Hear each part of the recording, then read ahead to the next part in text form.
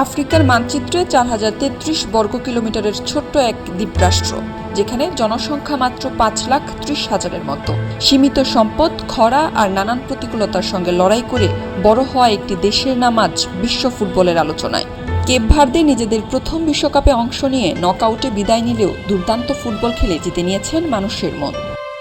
Group পর্বে হার না মানা কেপ ভার্দে নকআউট পর্বে বিশ্ব চ্যাম্পিয়ন আর্জেন্টিনার বিপক্ষে 3-2 গোলে হেরে বিশ্বকাপ যাত্রা শেষ করেছে। কিন্তু স্কোর লাইন কখনো কখনো পুরো গল্পটা বলতে পারে না, যে গল্পে তাদের সাহস, আত্মবিশ্বাস আর শেষ বাঁশি বাজা পর্যন্ত হার না মানার মানসিকতা মুগ্ধ করেছে ফুটবল প্রেমীদের। শক্তিশালী প্রতিপক্ষের বিপক্ষে 2বার পিছিয়ে পড়েও 2বারই সমতায় ফিরেছে তারা। বিশ্ব চ্যাম্পিয়নদের বিপক্ষে এক মুহূর্তের জন্য মাথা নত করেননি। বিশেষ করে অতিরিক্ত সময়ে লিসান্দ্রো মার্তিনেসের গোলে 2-1 পিছিয়ে পড়ার পরও তারা ভেঙে পড়েনি।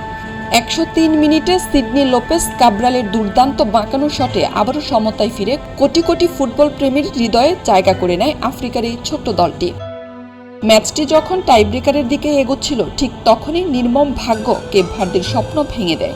বোরহেসের আত্মঘাতী গোলে আর্জেন্টিনা 3-2 ব্যবধানে এগিয়ে যায়। এরপরও শেষ মুহূর্ত পর্যন্ত লড়ে গেছে কেপ ভার্দে, কিন্তু এমিলিয়ানো মার্তিনেসের দুর্দান্ত দুটি সেভ তাদের রূপকথার সমাপ্তি টেনে দেয়।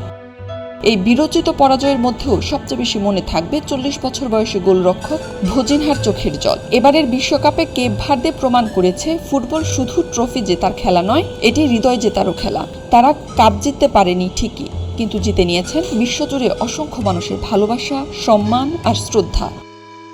হয়তো কেপ ভার্দে বিশ্বকাপে বেশি দূর যেতে পারেনি, কিন্তু এই যাত্রাপথে যা করেছে তাতে ইতিহাস মনে রাখবে তাদের। ইতিহাসের সাক্ষী হওয়া ফুটবল প্রেমীরা গল্প শোনাবে তাদের পরবর্তী প্রজন্মকে, যে ছোট্ট একটি দ্বীপরাষ্ট্র বিশ্বকাপে এসে বিশ্ব চ্যাম্পিয়নদের কাঁপিয়ে দিয়েছিল, মাথা নত না করে শেষ পর্যন্ত সমানতালে লড়েছিল।